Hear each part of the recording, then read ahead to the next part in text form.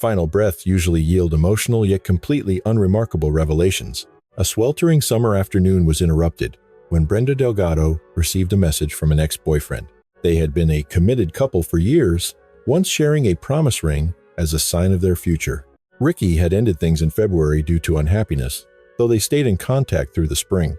By June, Ricky emailed Brenda to reveal he was dating a gifted young dentist named Kendra Hatcher. The core issue was Brenda's inability to move on, while Ricky had successfully started a new chapter. Police later learned Brenda vowed to do whatever was necessary to reclaim him. Consumed by rejection, she viewed any obstacle as a target, just as Kendra's life reached its peak. Kendra's roots were in Pleasant Plains, Illinois, where she first pursued her dream of becoming a dentist. She moved to Dallas to start over, choosing a path of service over the immediate riches of private practice. Her professional choices were a direct reflection of her selfless and compassionate character. She dedicated her talents to Smile Zone, a clinic focused on providing essential care to underprivileged children. She was driven by a singular belief that one person could truly improve their community. Kendra also spent her free time sharing her faith and helping those on the fringes of society. She participated in an international program focused on building community centers in developing nations. Her mission work extended to providing free dental care to children throughout Ecuador. She was a profoundly empathetic woman who lived entirely for the welfare of others. That May, she met Ricky Paniagua on Tinder, and they fell deeply in love by late summer. Kendra resided at Gables Park 17, an upscale complex located near the corner of Cedar Springs and Akard. She felt safe there due to the constant surveillance and 24-hour concierge staff. The secure parking gave residents peace of mind while Ricky's medical career flourished. He was then finishing his dermatology residency at the University of Texas. The pair were already discussing marriage after only 4 months of dating.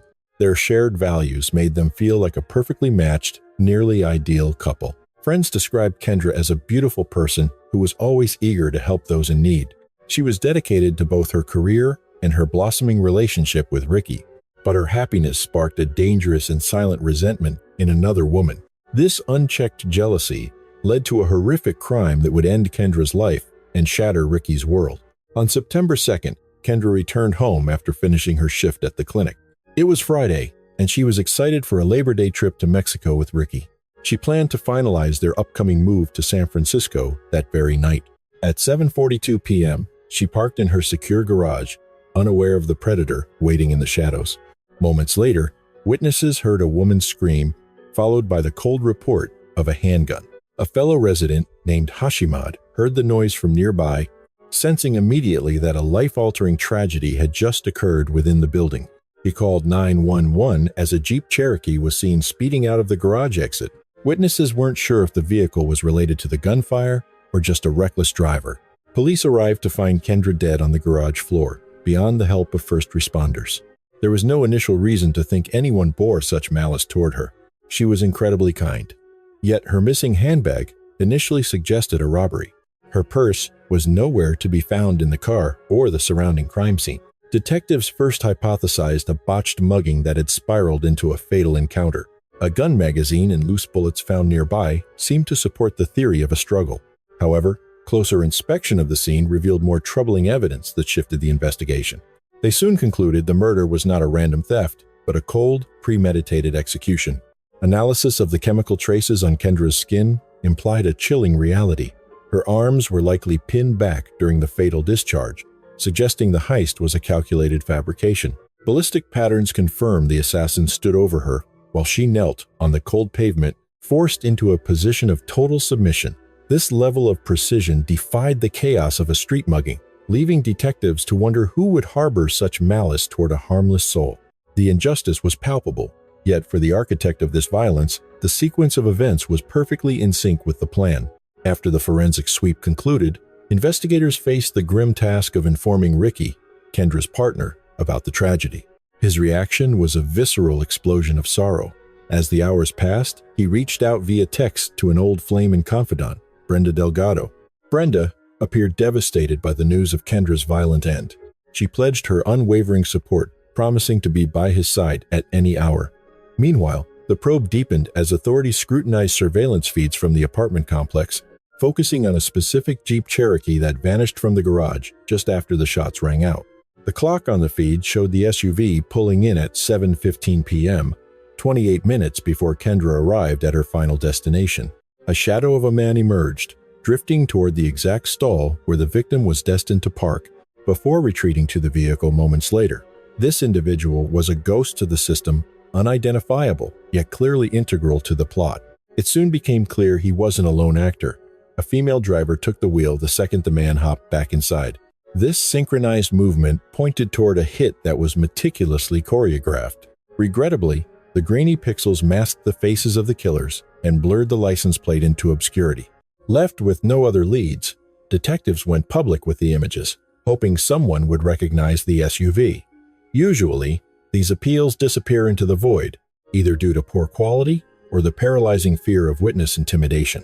In this instance, however, the silence was broken. Following the broadcast, Jose Luis Ortiz came forward with a startling admission. The Jeep in the photos was parked in his own driveway. He maintained he had no hand in the violence and was blindsided that his property was the centerpiece of a homicide probe. While skepticism is a detective's default, Ortiz offered a narrative that shifted the entire trajectory of the investigation into a darker territory.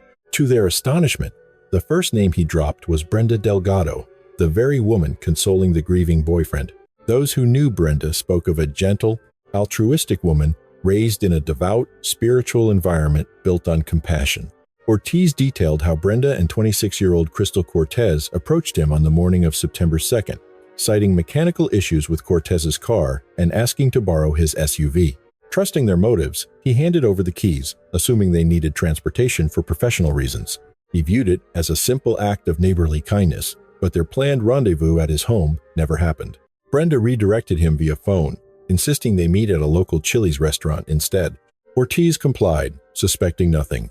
Yet he arrived to find both Crystal and his vehicle missing. The women eventually returned the Jeep that night, but by then, the news was out his car had been linked to a murder. Sensing a trap, he confronted Brenda about the surveillance stills circulating in the media.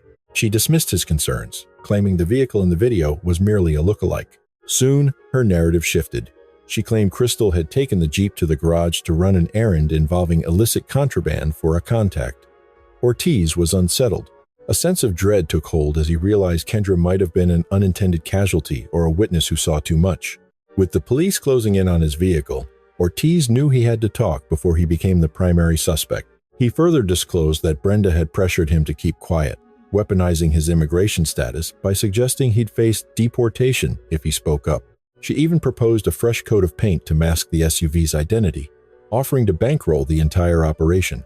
This web of lies only solidified Ortiz's fears that he was being used. In an effort to shield himself, he gave a full statement. Police immediately tracked down Brenda. Under interrogation, she played the stranger, insisting she had no inkling of who Kendra was. She presented a calculated alibi, using dining receipts to argue that Ortiz could vouch for her presence at dinner during the window of the slaying. Brenda eventually conceded she was present when they got the Jeep, but maintained she had handed the keys to Crystal for the rest of the day. This finger-pointing was her attempt to deflect guilt toward another. Detectives then brought Crystal in for questioning. Crystal's initial testimony was a complex web of excuses. She admitted to being behind the wheel in the footage, but spun a tale of coercion, claiming a gunman held her son hostage and forced her to drive to the site of the execution. Detectives saw through the lie immediately. The security tapes showed an empty back seat. Cornered by the evidence, Crystal's narrative began to fracture once more. It was a transparent move against veteran interrogators. She eventually confessed to being the wheelman for a heist, claiming Brenda pulled the strings. She insisted she was blind to the possibility of a lethal outcome. Finally, Crystal admitted her hand in the plot but refused to go down alone, pointing the finger at Brenda as the mastermind. She claimed Brenda forced the issue, driven by a jealous rage over Ricky's new lover. The pieces started fitting together. Brenda could not stomach the thought of Ricky and Kendra together. Detectives knew they had found the spark, but the full fire was still hidden. While she still harbored deep feelings for Ricky, Brenda masked them, choosing instead to stalk him from the shadows. Ricky had seen others after the split, but Kendra was the first one who actually mattered. Because they remained on speaking terms after the breakup, Ricky sent a polite email about a serious new relationship. Brenda played it cool, even offering her friendship. To Ricky, it seemed like a moment of unexpected maturity. He had no clue that news had shattered her, triggering a dark alliance with Crystal to eliminate the competition. Brenda kept her partner in the dark about certain details, yet Crystal soon grasped the lethality of their game and flipped, hoping to trade information for a lighter sentence.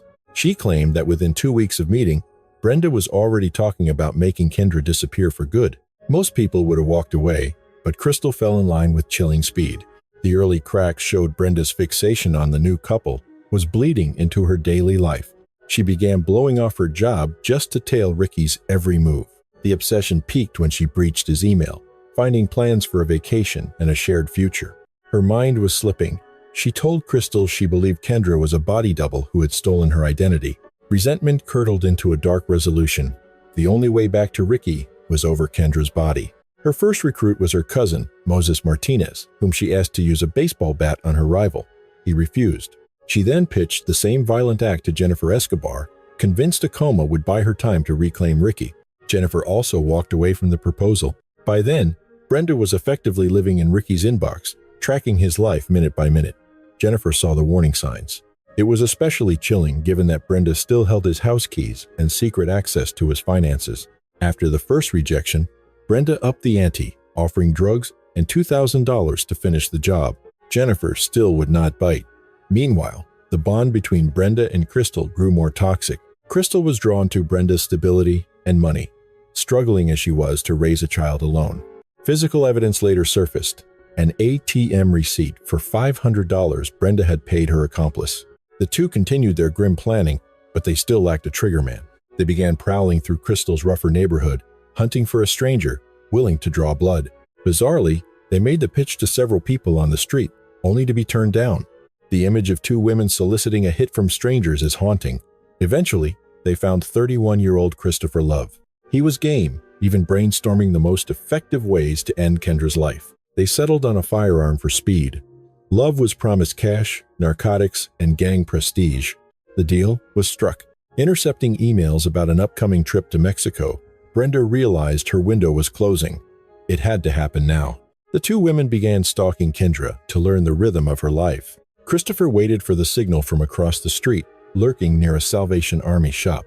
They used binoculars to watch her at work, later tailgating a car into her private garage to map the kill zone.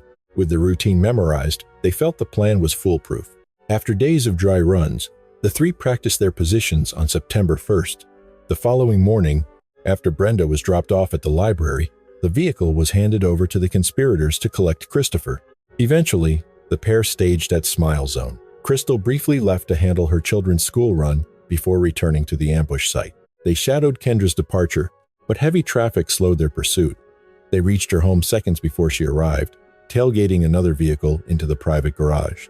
Inside, Christopher emerged to strike, while Crystal stayed hidden in the car. Afterward, they fled to Christopher's home. After the drop-off, Crystal returned the borrowed Jeep to Jose. She later detailed the entire plot to investigators. Her testimony earned her 35 years instead of a life sentence. She might even see parole sooner.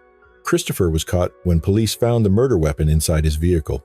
He confessed everything, naming Brenda as the woman pulling all the strings. His admission mattered little by then. Detectives already had the full story from Crystal's earlier statement. Christopher received a death sentence. Brenda, the final piece, denied everything, citing her jealousy over Rick's new relationship. Sensing the net closing in, Brenda chose to vanish rather than face a jury.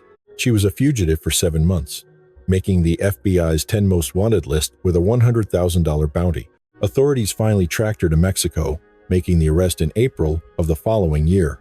Extradition was granted only after United States officials agreed not to seek the death penalty against her. She maintained her innocence with a fabricated story. However, jurors ultimately found Brenda responsible for Kendra's planned execution. She was sentenced to life without parole.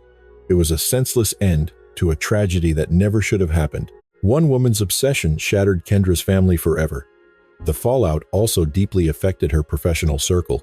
Her companion, Tammy Patino, who knew Kendra since school, says finding joy is now a struggle. Her outgoing nature vanished, replaced by grief and constant fear. The crime devastated her husband and many patients who saw Kendra as a vital part of their lives. Her patients are still haunted by how 3 total strangers, people she never knew, could murder someone so vibrant. It shows how dangerous passion and envy can be. Most people move on eventually, Brenda Delgado could not. She will remain behind bars for the rest of her life. Even a life sentence cannot replace the loss of a woman as remarkable as Kendra Hatcher. If this investigation was compelling, please like the video and subscribe to our channel. We upload true crime stories every night. Until next time, stay sharp and stay vigilant.